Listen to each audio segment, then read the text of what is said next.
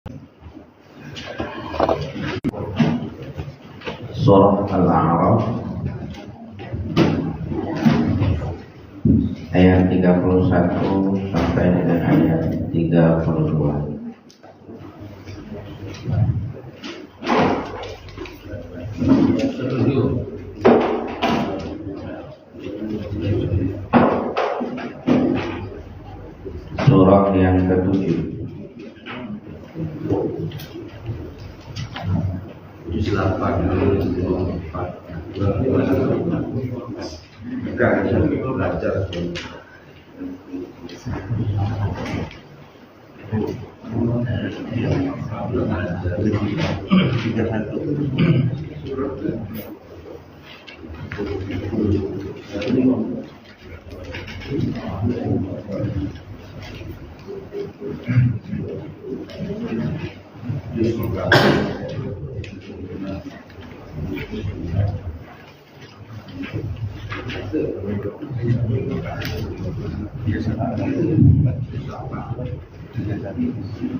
Baik, assalamualaikum warahmatullahi wabarakatuh.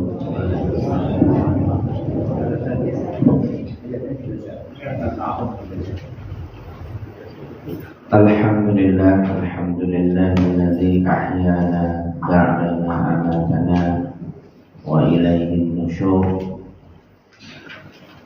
Wassalatu wassalamu ala asyrafil anam Nabiyyina Muhammadin sallallahu alaihi wasallam wa ala ikhwatihi minal anbiya'i wal mursalin wa ala alihi wa ashabihi wa man tabi'ahu ila yaumiddin, amma ba'd.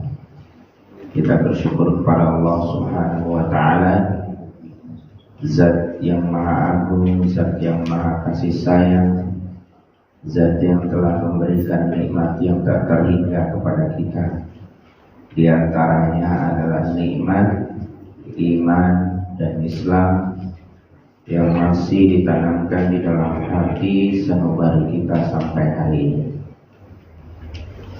Dengan iman dan Islam itu akhirnya kita punya energi, punya kekuatan, punya semangat untuk terus beribadah seperti subuh pagi hari ini.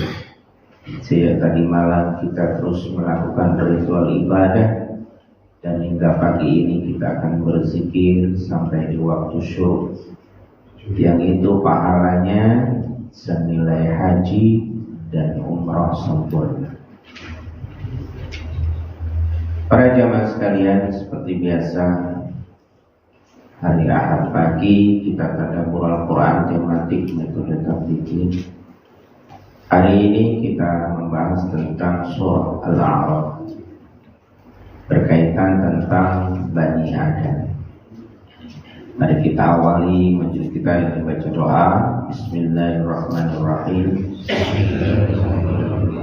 Rabbi zidni ilma, Allahumma anfa'ni bima 'allamtani wa 'allimni ma yanfa'uni warzuqni ilman yanfa'uni.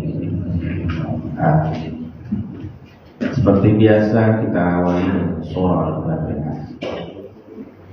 A'udzu billahi minasy syaithanir rajim.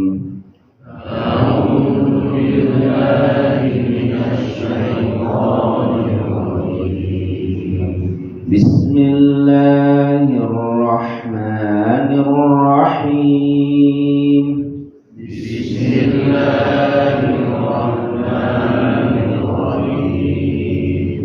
Alhamdulillahi Rabbil Alamin. Alhamdulillahi Rabbil Alamin. Ar-Rahmanir Rahim. Ar-Rahmanir Rahim. Maliki Yawmiddin. Maliki Yawmiddin. iyyaka na'budu wa iyyaka nasta'in.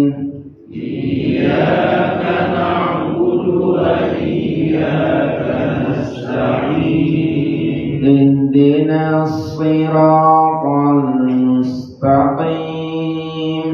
Ihdinas siratal mustaqim. Siratal ladzina an'amta 'alaihim. Siratal ladzina an'amta 'alaihim.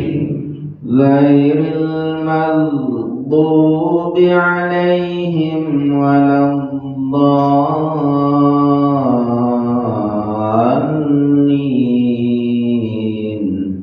Ghairil maghdubi 'alaihim waladdallin. Amin. Bismillahirrahmanirrahim. Bismillahirrahmanirrahim. Ya bani Adam khudhu zinatakum 'inda kulli masjid. Ya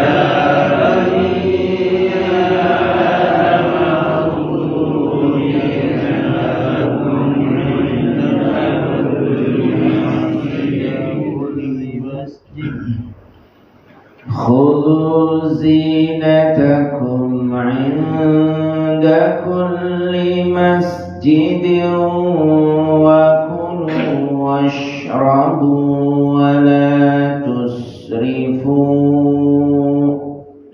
Khudhu zinatakum 'inda kulli masjidin wa kulu washrabu wa innahu la yuhibbul musrifin. Innahu la yuhibbul musrifin. Qul man harrama zinatallahi allati akhraja li'ibadihi. Qul man harrama zinatallahi allati akhraja li'ibadihi.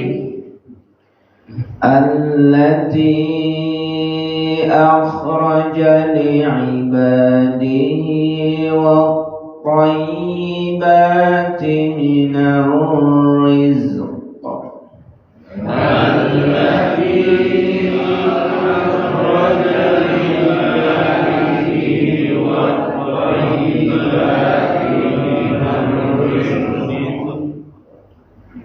Qul hiya lilladzina amanu fil hayatid dunya khalisatan yawmal qiyamah. Qul hiya lilladzina amanu fil hayatid dunya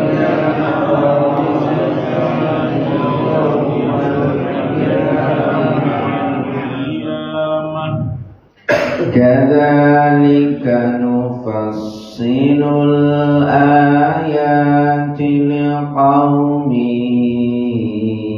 ya'lamun. Kadzalika nufassilul ayati liqaumin ya'lamun. Sadaqallahul azim.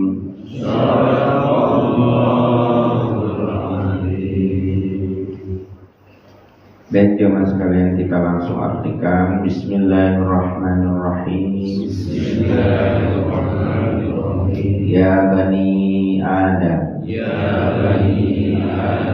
wahai anak cucu Adam,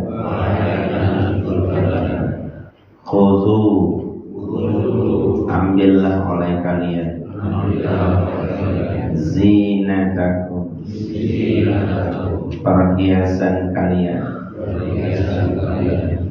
inda kulli masjidin,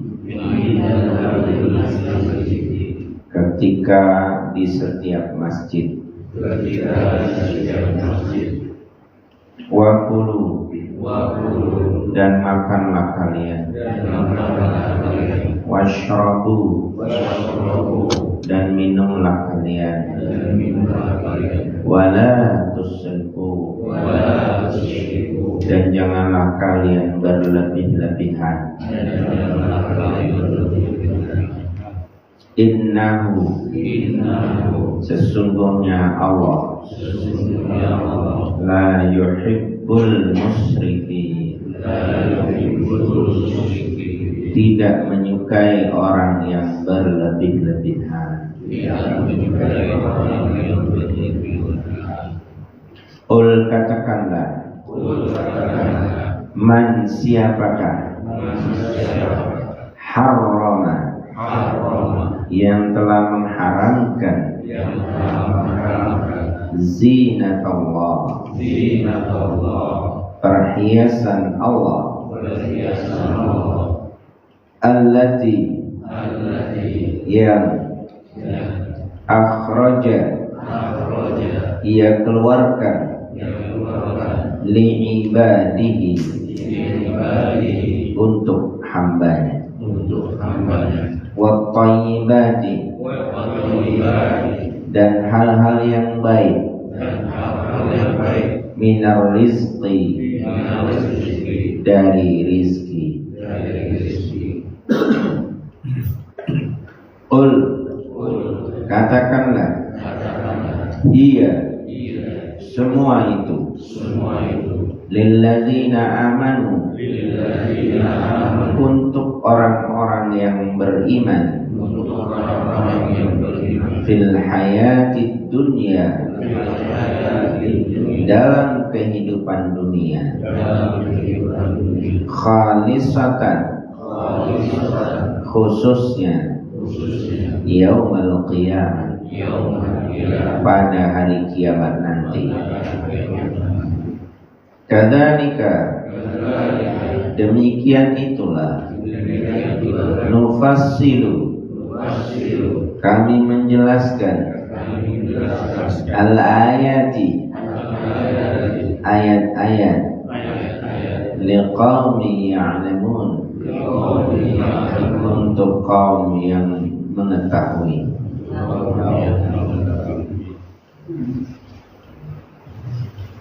Baik, hari ini kita belajar banyak kosakata.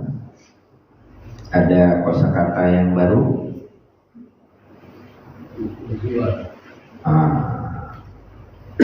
Zina, zina itu perhiasan. Ya, zina itu perhiasan.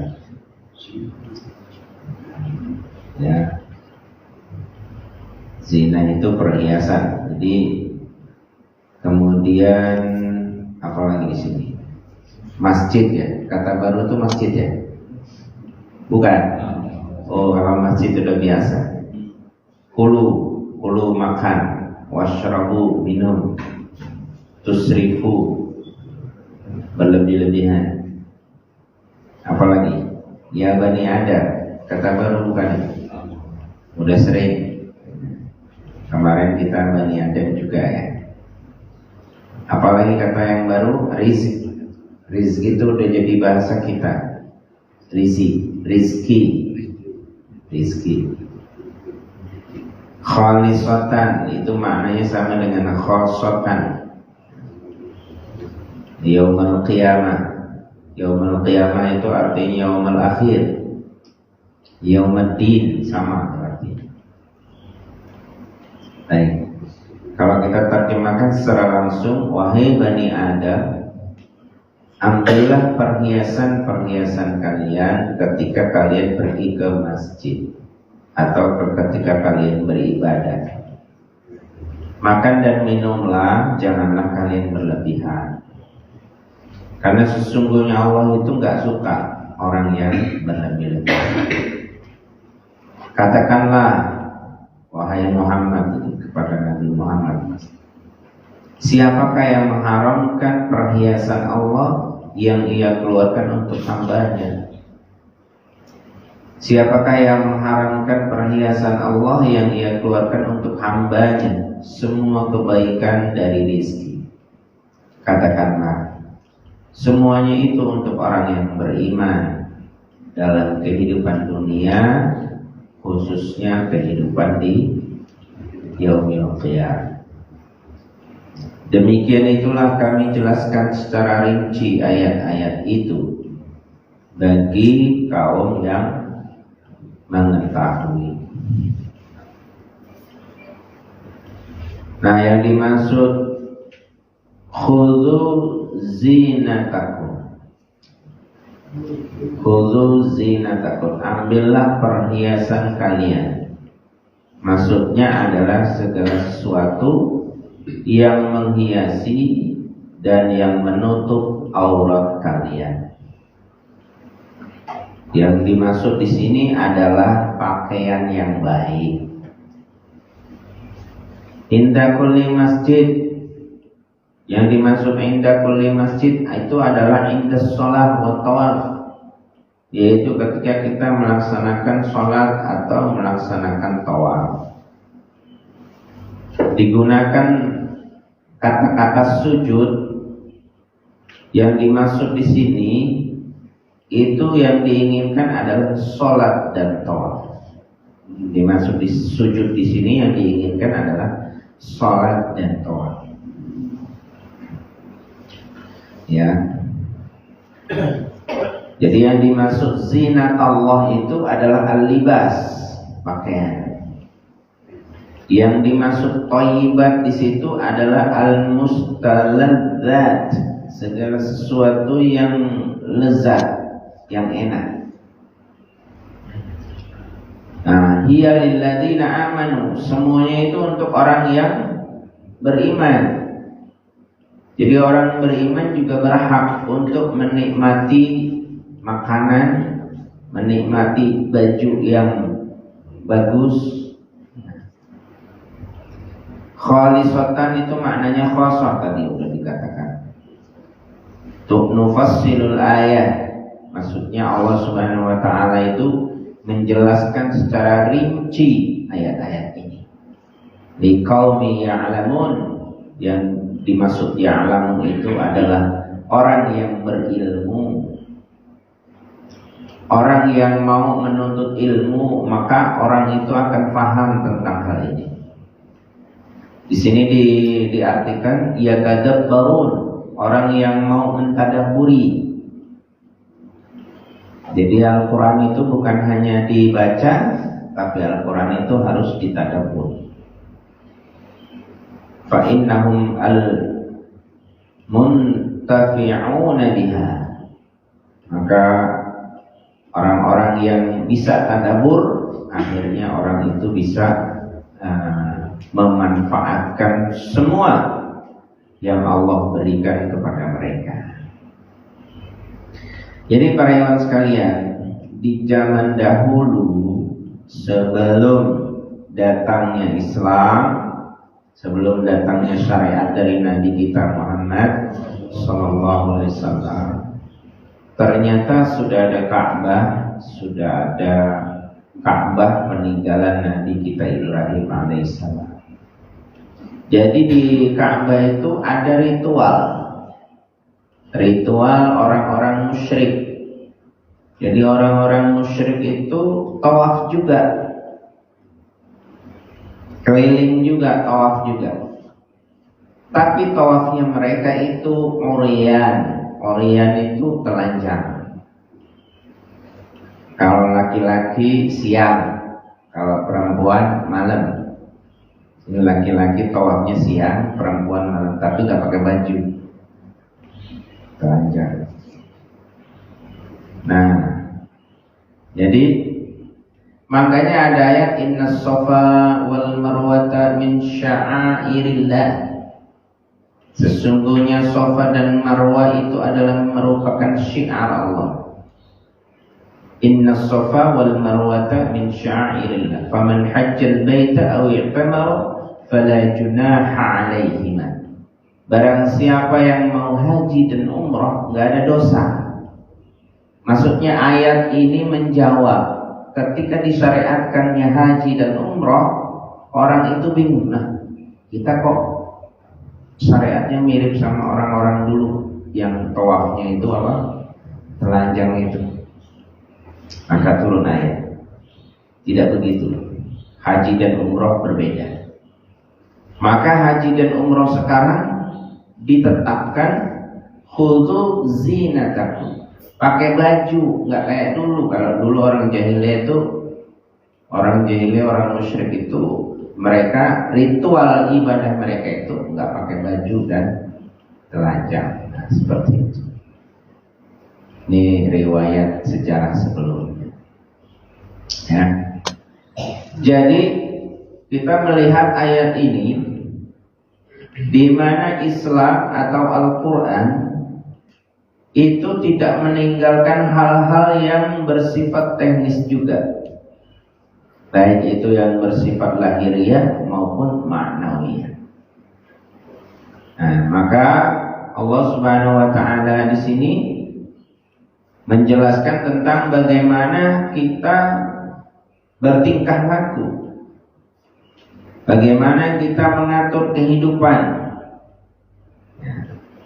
Dari aturan-aturan yang diajarkan oleh Al-Quran di sini, itu diantaranya adalah sitrul aurah, menutup aurat. Di dalam aturan-aturan Islam diantaranya adalah menutup aurat. Kemarin sudah dijelaskan aurat laki-laki, kemudian aurat wanita. Kalau aurat laki-laki itu lebih simpel, ya, dari perut sampai ke lutut. Nah, gitu. Kalau aurat wanita itu semua tubuhnya kecuali telapak tangan dan wajah. Nah, kemudian nanti ada istilah perbedaan pendapat, apakah cadar itu wajib atau tidak. Nah, kalau ulama yang mengerti ilmu, mengerti wawasan yang luas, dia memahami berbagai macam mazhab, dia akan punya sikap yang toleran. Tapi kalau orang yang hanya taunya mazhab, misalkan mazhab Syafi'i, jadi mazhabnya Syafi'i apa Hambali ini semua? Nah, yang di sini nih mazhabnya Syafi'i apa Hambali? Oh gitu, nggak cocok Hambali gitu. Kata orang Indonesia itu bermazhab Syafi'i, betul nggak? Mayoritas bermazhab Syafi'i. Begitu ada syekh-syekh dari Mesir datang ke Indonesia, lihat katanya mazhab Syafi'i, tapi istrinya nggak pakai cadar. Katanya mazhab Syafi'i, kok istrinya nggak pakai cadar? Ini berarti bukan mazhab Syafi'i, mazhab Hanafi. Karena Hanafi membolehkan tidak pakai cadar, sedangkan Syafi'i mewajibkan cadar. Katanya mazhab Syafi'i. Ya maksudnya, jawabannya kan begitu. Nah, itu tidak perlu dipertentangkan, karena itu hal-hal yang sifatnya furu', hal-hal yang sifatnya cabang. Kalau dalil itu bagiannya zonniyatud dilalah, bukan qat'iyatud dilalah. Kalau qat'iyatud dilalah baru kita protes, tapi kalau zonniyatud dilalah nggak masalah. Ya, ini masjid perlu tahu, karena Indonesia sekarang ini beragam. Ada anak kita yang belajar ke Mesir, pulang bawa mazhab Syafi'i. Ada anak kita yang belajar ke Madinah, pulang bawa mazhab Maliki, Hambali. ke Mekah mazhab Hambali, ya kan? Nanti ke Yaman ada yang Syafi'i, ada yang Az-Zahiriyah, tekstual dan lain sebagainya. Nanti akhirnya kumpul di Indonesia ini dari berbagai macam mazhab pandangan. Enggak apa-apa, enggak masalah. Biasa aja gitu loh. Ya, jadi kalau ada imam Bismillahirrahmanirrahim NU, wow, ini mah berarti belum belajar. Oh, ini begitu datang ke Arab, imamnya baca Alhamdulillahirabbil alamin, enggak baca Bismillah, ini kayak Muhammadiyah. Wah. Mana ada Imam Syafi'i itu nggak kenal Muhammadiyah, NU itu nggak kenal, ya. Imam Syafi'i itu nggak pernah kenal Muhammadiyah atau NU, ya. Ya. Imam Nawawi Al-Bantani juga nggak kenal masalah kayak gitu, karena Imam Nawawi Al-Bantani itu gurunya Imam Kiai Haji Hashim Asy'ari dan Kiai Haji Ahmad Dahlan. Kalau Hasyim Asy'ari itu adalah pendiri NU, kalau Ahmad Dahlan pendiri Muhammadiyah. Jadi dua-duanya itu berguru dengan orang yang sama. Dulu mah akur-akur aja, sekarang kok pengikutnya jadi kadang-kadang begini. Nah, itulah keterbatasan kita. Maka dari sisi pakaian begitu. Jadi kalau bicara tentang pakaian, yaitu kaidah umumnya seperti itu. Masalah cadar gak usah diributin. Ada pondok yang pakai cadar itu apa ya? Nah, gak usah gitu ya. Terus kalau di tempat kami itu muslimatnya ada yang pakai, ada yang enggak masalah. Nah, ada orang yang mensyaratkan, oh istri saya harus pakai. Kenapa? Karena kata suaminya saya cemburuan. Jadi istri saya harus pakai cadar karena saya cemburuan. Atau istri saya harus pakai cadar, kenapa? Karena istri saya cantik. Jadi kalau lewat itu orang pada melotot semua, itu pakai cadar tuh. Karena akan menimbulkan fitnah, ya kan? Kalau nggak cantik pakai cadar boleh nggak? Oh, boleh aja. Motivasinya apa? Nah, jadi seperti itu. Ini tidak perlu dipertentangkan. Jadi itu yang dimaksud khudzu zinatakum inda kulli masjid. Nah, kemudian ke masjid juga pakaiannya harus bagus, harus bersih. Pergi sholat pakaiannya bagus, bersih. Ya. Jangan hanya kondangan aja pakaiannya bagus, ya kan? Kalau kondangan, wah luar biasa, zinahnya perhiasannya luar biasa. Nah, kalau ke masjid ya pakaian yang terhormat, kemudian bersih. Kadang-kadang harga pakaian yang ke masjid lebih murah dari yang kondangan, begitu ya. Nah, di antaranya peraturan di dalam Islam juga di sini kulu washrabu wala tusrifu. Kulu washrabu wala tusrifu. Makanlah dan minumlah dan janganlah kalian berlebihan. Jadi di dalam Islam itu ternyata para ulama mengatakan ada separuh konsep kesehatan itu di dalam Al-Quran hanya disebut dalam beberapa kata. Kulu washrabu wala tusrifu.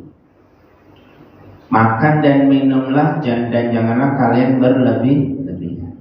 Itu cukup mewakili kesehatan kita. Cukup mewakili kesehatan kita. Kulu makanlah, washrabu dan minumlah, wala tusrifu jangan berlebihan. Boleh nggak makan durian? Makan. Makan daging boleh nggak? Boleh. Tapi wala tusrifu jangan berlebih-lebihan. Itu konsep Al-Quran itu sederhana. Kulu washrabu wala tusrifu. Makan dan minumlah dan janganlah kalian berlebih-lebihan. Ya. Nah, sehingga kalau masalah ukuran kadar gula, kemudian lemak LDL, ya, kolesterol LDL, HDL dan lain sebagainya, pusing kalau kita yang mikir. Tubuh kita itu lebih cerdas dari dokter. Ya, tubuh itu akan menyesuaikan diri dengan kebiasaan kita. Ya, orang Irian itu nggak pakai baju, digigit nyamuk nggak? Hah? Kira-kira dia hidupnya di hutan, daerah hutannya hidupnya. Nyamuknya kayak apa?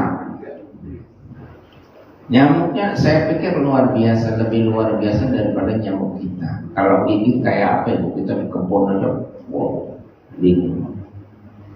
Ya. Kenapa mereka biasa aja? Karena tubuhnya sudah beradaptasi. Hidupnya sudah beradaptasi di alamnya. Kemudian daerah kutub yang sangat dingin, bawahnya apa? Tanahnya jadi apa? Salju atau es. Tapi biasa aja mereka hidup. Cuma pakai baju. Coba kalau kita pakai baju kayak itu mungkin masih kedinginan juga. Nah, nggak betah juga kalau awal. Nah, itu kenapa begitu? Karena sudah beradaptasi. Tubuh itu akan menyesuaikan lingkungan. Anak kita, misalnya kita mendidik anak, coba lihat tuh anak orang-orang kampung itu mainannya apa? Anak orang kampung tuh mainannya apa? Hujan-hujanan di kali, tanah liat. Coba kalau menurut dokter, wah ini nggak benar ini. Virus, bakteri, ini segala macam, wah bahaya. Tapi ternyata anak dokter lebih rentan daripada anak-anak orang kampung. Nah, ini menunjukkan apa? Menunjukkan tubuh kita ini hanya, kata Allah, hanya kulu washrabu wala tusrifu aja. Selanjutnya biarkan tubuh yang mengatur. Kayaknya ada orang yang katanya makan bertahun-tahun cuma nasi sama garam. Itu ya, cuma nasi sama garam untuk hidup. Itu kalau menurut ahli gizi itu apa? Kurang gizi. Ya. Tapi dia hidup. Nah, jadi seperti itu. Di zaman dulu mungkin orang ada makan singkong, kemudian kalau di Maluku itu papeda, kalau di mana lagi itu apa gandum sagu dan lain sebagainya, itu ya biasa aja. Ya, di tempat kita itu ada orang Maluku. Orang Maluku dulu awal-awalnya mereka agak asing kalau makan nasi. Biasanya dia bikin belanja di pasar terigu, terus apa gandum, terus bikin sendiri dia kuah kering apa segala macam dimakan. Tapi sekarang capek juga dia mau kayak gitu, karena bahan-bahannya beda dengan bahan-bahan di negaranya. Akhirnya dia beradaptasi dengan makanan Indonesia, pakai nasi, ikan asin, sambal. Jadi begitu. Jadi biasanya kita nggak usah terlalu pusing mikirin itu. Malah nanti kalau terlalu pusing kita stres. Kalau stres akhirnya kata orang ahli gizi itu nutrisi itu dibagi. Ada 30% buat otak, ada 70% buat tubuh. Jadi 70% itu untuk metabolisme tubuh, 30% pikiran. Ketika pikiran itu bekerja lebih keras, maka dia akan mengambil jatahnya tubuh. Jadi 40%. Punya tubuh jadi 60%. Berpikir lebih keras lagi 50%. Akhirnya untuk metabolisme tubuh itu gak seimbang. Maka terjadilah di situ imunitas yang turun.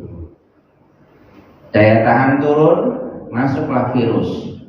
Sakitlah dia, pilek flu. Jadi orang pilek flu itu sebenarnya awalnya dia indikasi bahwa dia itu imunitasnya tuh. Kenapa imunitas turun? Karena dia banyak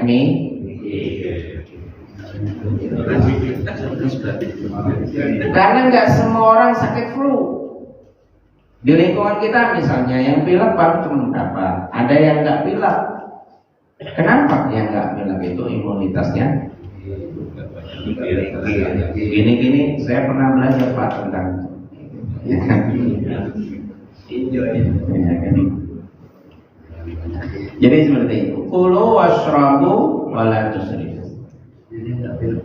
Ini kalau dibahas tentang ini kulu washrabu wala tusrifu dari kalangan para ulama, ahli kesehatan tuh cocok. Memang Al-Quran itu luar biasa. Kulu washrabu wala tusrifu. Innahu la yuhibbul musrifin. Sesungguhnya Allah itu tidak menyukai orang-orang yang berlebih-lebihan. Nah ternyata kalau kita ambil dari ibratu al-umum, ibrah keumumannya, pelajaran dari keumuman ayat. Karena kaidah ahli tafsir itu begini, kalau memahami ayat itu nggak lihat latar belakang secara khususnya, tapi kalimat umumnya itu bisa kita pakai, kita tarik sebagai pelajaran. Jangan berlebihan dalam segala hal.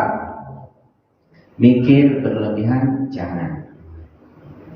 Ya, kita curiga nggak boleh juga berlebihan. Terus apalagi? Belanja berlebihan nggak boleh juga. Ya, boros. Mandi terus berlebihan nggak boleh juga. Tidur berlebihan nggak boleh juga. Ya kan? Sampai ngaji juga tidur. Ya, itu kan berlebihan. Udah tadi malam udah dikasih waktu tidur, sekarang masih dipakai pula. Bangun semua udah. Ini termasuk terkena ayat ini. Ya, khusyuk ya. Nah, khusyuk juga nggak boleh terlalu berlebihan.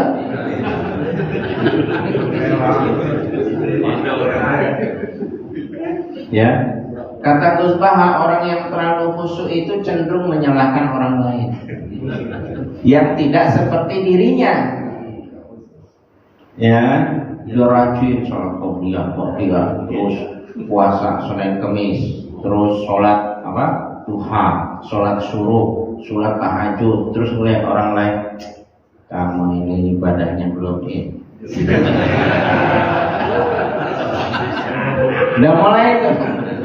Ini akibat terlalu biasa aja. Dulu washrabu wala sejar lagi.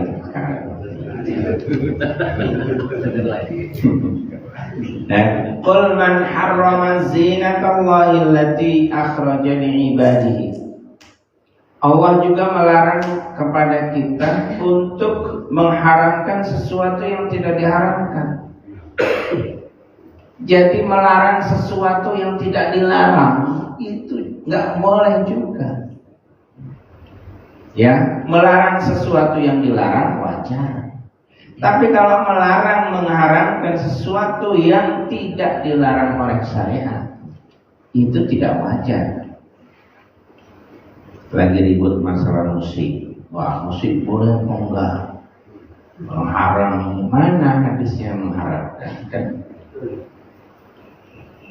Rasulullah waktu di Madinah, datang ke Madinah disambut sama Tala'al badru alaina min saniyatil wada. Dia pakai debang, ada yang pakai naik sampai ke pohon. Rasul biasa aja. Nggak boleh berlebihan. Nggak boleh berlebihan. Jadi seperti itu. Maka kalau memahami hukum itu nggak bisa dihukumi dari satu hadis atau satu dalil saja, itu nggak bisa. Jadi harus ada namanya thoriqatul jam'i wa taufiq.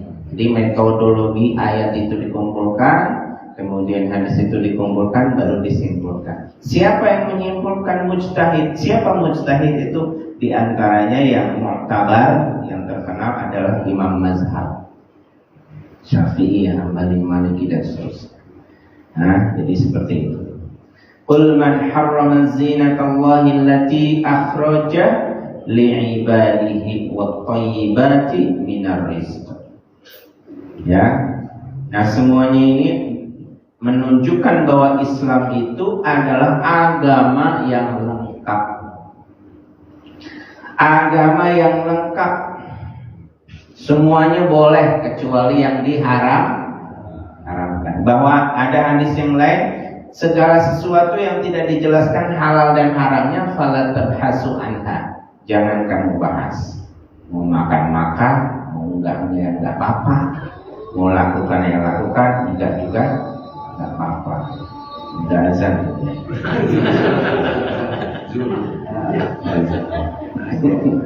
Zan zuhur.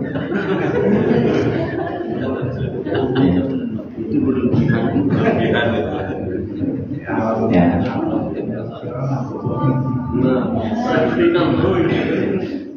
Dimajuin juga. Kata Allah, rizki yang Allah berikan kepada kita itu begitu luas. Ada makanan, ada pakaian, ada apa segala macam. Itu diperbolehkan untuk orang-orang yang beriman. Nah, terutama nanti kita perhiasan hal-hal yang nikmat, hal yang lezat itu kita harapkan di yaumil qiyamah. Kemudian Allah Subhanahu wa taala menjelaskan ayat-ayatnya kepada kita supaya kita mengetahui, supaya kita memahami. Jadi inilah beberapa hal yang perlu kita ketahui tentang aturan-aturan untuk Bani Adam. Ya, seruannya Bani Adam, anak cucu Adam. Nah, anak cucu Adam itu memang fitrahnya itu berpakaian, fitrahnya itu makan. Jadi masa anak cucu Adam nggak boleh makan? Kan begitu. Masa anak cucu Adam nggak boleh berpakaian? Boleh, semuanya berhias juga boleh, makan juga boleh. Cuma walatus jangan berlebihan.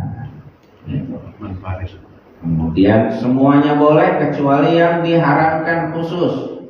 Contohnya makan lahmul khinzir, daging babi, itu jelas keharamannya. Kemudian khamar, itu jelas keharamannya. Kemudian riba, itu jelas keharamannya. Kemudian zina, itu juga jelas keharamannya. Nah, jadi seperti itu. Selain itu masih banyak yang boleh, ya kan? Baik, sepertinya itu saja yang bisa kita jelaskan pada pagi hari ini. Mudah-mudahan bermanfaat. Kita tutup majelis ini dengan baca doa. Bismillahirrahmanirrahim. Subhanallahumma wa bihamdika asyhadu an la ilaha illa anta astaghfiruka wa atubu ilaik. Kurang dan lebihnya saya mohon maaf. Wassalamualaikum warahmatullahi wabarakatuh.